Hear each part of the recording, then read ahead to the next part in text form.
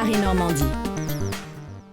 Assassiné le 26 juillet dernier en son église de Saint-Étienne-du-Rouvray, le père Jacques Hamel devrait être béatifié par le pape.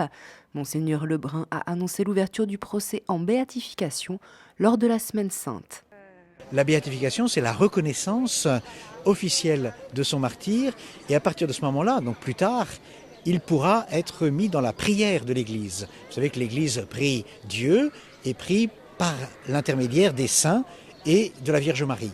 Et donc il fera partie des saints que officiellement l'Église priera dans son grand pèlerinage sur la terre, en particulier pour la paix, en particulier pour la réconciliation, en particulier pour le dialogue entre toutes les religions.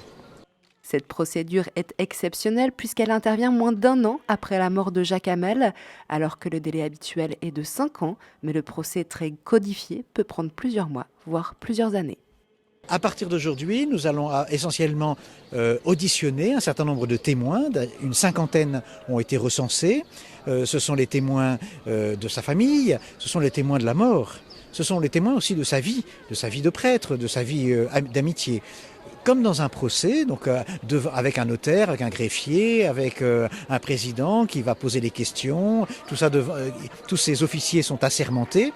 Il y a donc toute cette partie d'enquête, ce qu'on appelle une enquête diocésaine, pour aboutir à un rapport qui nous sera présenté par le père Paul Vigoureau, qui s'appelle le postulateur.